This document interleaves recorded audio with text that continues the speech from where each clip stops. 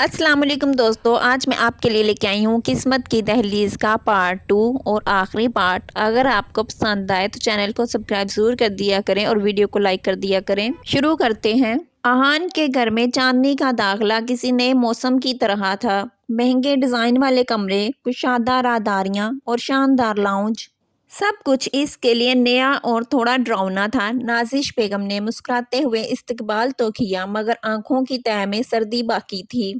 اہان نے چاندنی کا ہاتھ مضبوطی سے تھاما، جیسے کہہ رہا ہو کہ ڈرنے کی ضرورت نہیں۔ چاندنی کے لیے سب سے عجیب وہ خادمائیں تھیں جو اس کے ارد گرد چکر لگا رہی تھیں۔ اسے اپنی سادگی پر شرمندگی بھی محسوس ہوئی، مگر اہان نے نرمی سے کہا کہ یہاں سب کچھ تمہارا ہے۔ پہلی رات دونوں نے بہت خاموشی سے ایک دوسرے کی تھکن سنبھال لی۔ محبت ابھی مکمل طور پہ کھلی نہیں تھی مگر موجود ضرور تھی، اور یہی محبت انہیں آگے بڑھانے والی تھی۔ نازش بیگم نے ناشتے کی میز پر خاموشی سے چاندنی کو دیکھا، جیسے کسی چیز کا اندازہ لگا رہی ہوں۔ اہان کی بہن مہر نے فوراً چاندنی کے پاس بیٹھ کر اس کی جھجک کم کرنے کی کوشش کی۔ اہان کے چچا، جو ہمیشہ سے اس خاندان کے فیصلوں پر اثر رکھتے تھے، چاندنی کو دیکھ کر حیران ہوئے۔ انہیں امید نہ تھی کہ اہان اتنی سادہ لڑکی سے شادی کرے گا۔ چاندنی سب کے رویے پڑھ سکتی تھی مگر جواب نہیں دیتی تھی۔ اس کا سکوت اس کی حفاظت تھا۔ اہان نے ایک بار بھی اسے تنہا محسوس نہیں ہونے دیا۔ لیکن خاندان کے کچھ لوگوں کے چہرے آنے والے طوفان کا اشارہ تھے۔ شادی کے چند دن بعد ہی نازش بیگم نے چاندنی کو گھر کی چند ذمہ داریاں دینے کا فیصلہ کیا۔ مقصد سادہ تھا، دیکھنا یہ کہ لڑکی اس گھر کے قابل ہے بھی یا نہیں۔ چاندنی نے ہر کام خاموشی سے خوش دلی سے کیا، مگر کچھ ملازمین اس کے خلاف پہلے ہی بھڑکائے جا چکے تھے۔ ایک دن کچن میں جان بوجھ کر نمک بدل دیا گیا تاکہ کھانا خراب ہو جائے۔ الزام سیدھا چاندنی پر آیا، آوازیں اٹھی، نظریں بدلیں، مگر اہان نے فوراً حقیقت جان لی اور چاندنی کو اپنی حمایت کا احساس دلایا۔ پہلی بار چاندنی نے محسوس کیا کہ یہ گھر جیتنا آسان نہیں ہوگا۔ اہان نے ایک شام چاندنی کو باہر چلنے کی پیشکش کی۔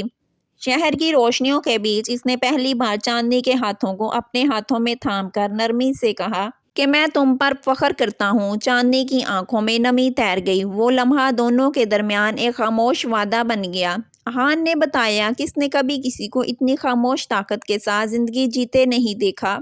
چاندنی کے دل میں محبت کا پہلا بھاری خوبصورت بوجھ اترا۔ یہ وہ مقام تھا جہاں ان کے رشتے نے پہلی سانس لی۔ اہان کے چچا اور کزن عمیر اس شادی سے ناراض تھے۔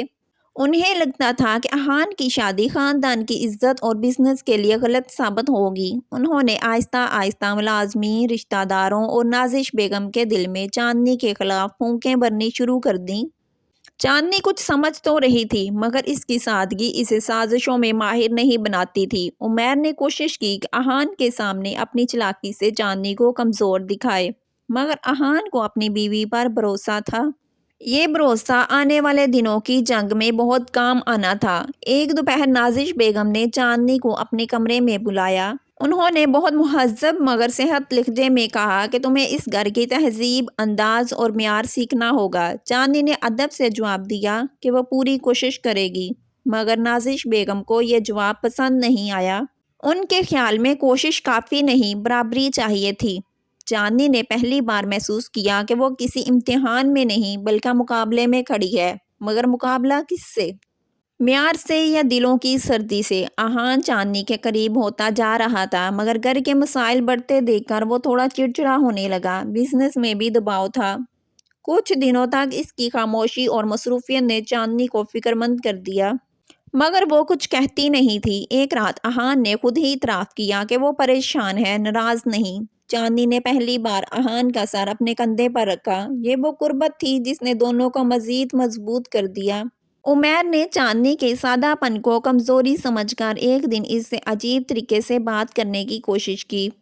چاندنی نے فوراً پیچھے ہٹ کر اسے سخت آواز میں روک دیا، مگر عمیر نے پلٹ کر الٹا الزام لگانے کا منصوبہ بنا لیا۔ اس نے گھر والوں کے سامنے ایسی باتیں کی جن کا مقصد چاندنی کو بد کردار ثابت کرنا تھا۔ نازش بیگم گہرے شک میں آ گئیں، مگر اہان نے عمیر کے منہ پر کہا کہ اگر تم نے دوبارہ ایسی حرکت کی تو گھر سے باہر ہوگے۔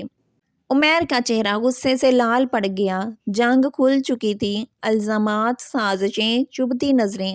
چاندنی تھکنے لگی تھی، وہ راتوں کو جاگتی، اپنی سانسیں سنبھالتی رہتی۔ آہان اسے پوری طرح سنبھالتا، مگر باہر کی دنیا اسے کمزور دکھانا چاہتی تھی۔ ایک دن چاندنی نے خود کو آئینے میں دیکھا۔ وہ لڑکی نہیں رہی تھی جو گلیوں میں مسکراتی پھرتی تھی، مگر اسی لمحے اس کے اندر ایک چھپی ہوئی طاقت نے جنم لیا۔ اس نے خود سے کہا کہ یہاں مجھے جیتنا ہے۔ چاندنی نے اپنی عزت کو واپس لانے کے لیے سچ کے رستے پر چلنے کا فیصلہ کیا۔ وہ ملازمین سے بات کرتی، گھر کے معاملات سمجھتی، لوگوں کو پرکھنے لگی۔ نازش بیگم خاموشی سے اسے دیکھتی رہیں اور آہستہ آہستہ انہوں نے بھی محسوس کیا کہ یہ لڑکی کمزور نہیں۔ ایک دن ایک خادمہ نے سچ بول دیا کہ کھانے میں نمک بدلنے کا حکم عمیر نے دیا تھا۔ یہ بات گھر میں آگ کی طرح پھیل گئی۔ نازش بیگم کے دل میں پہلی دفعہ چاندنی کے لیے احترام کی کونپل پھوٹی۔ اب آہان اور چاندنی کھل کر ایک ہی سمت میں چلنے لگے۔ بزنس کے کچھ معاملات میں چاندنی نے بہترین مشورے دیے۔ آہان حیران ہوا، وہ اتنی سمجھدار ہے۔ دونوں ایک دوسرے کے اعتماد بن گئے۔ یہ وہ وقت تھا جب خاندان کے کچھ لوگ بھی ان کے مضبوط رشتے کو محسوس کرنے لگے، مگر عمیر کو یہ برداشت نہیں تھا۔ عمیر نے آخری بار کی تیاری شروع کر دی تھی۔ عمیر نے بزنس کے کچھ کاغذات چوری کر کے آہان پر الزام لگانے کی کوشش کی کہ وہ چاندنی کی وجہ سے کمپنی کو نقصان پہنچا رہا ہے۔ اس نے بڑے بزرگوں کے سامنے بات ایسے رکھی کہ معاملہ سنجیدہ لگے، مگر چاندنی نے اپنی ذہانت سے وہ جگہ ڈھونڈ لی جہاں عمیر نے اصل فائلیں چھپائی تھیں۔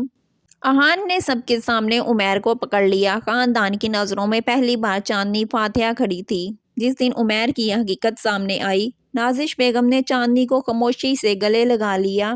یہ وہ لمحہ تھا جس کے لیے چاندنی نے بہت انتظار کیا تھا۔ نازش بیگم نے اس سے کہا کہ شاید میں نے تمہیں بہت سختی سے پرکھا۔ چاندنی نے صرف یہی جواب دیا کہ میں نے کبھی آپ کو دشمن نہیں سمجھا۔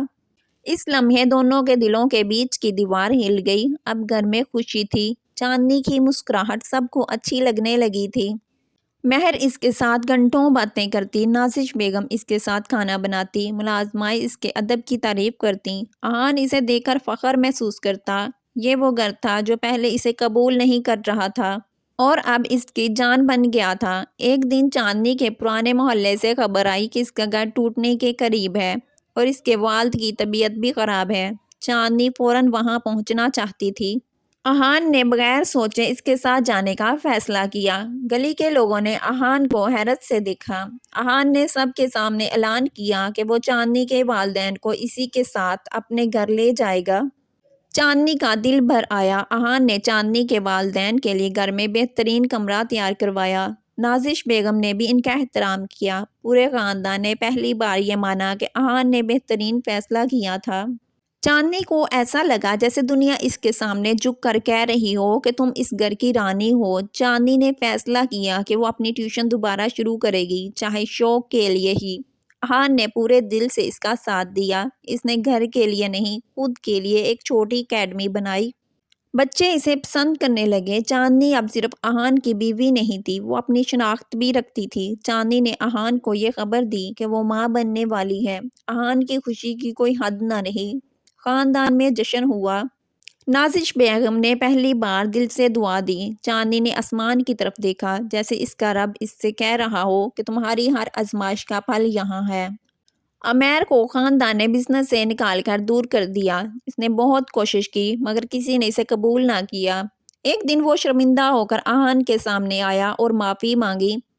چاندنی نے اشارہ کیا کہ اسے معاف کر دو۔ آہان نے کہا کہ غلطی بڑی تھی، مگر دل کے کہنے پر معاف کرتا ہوں۔ خاندان پہلی بار مکمل ہوا۔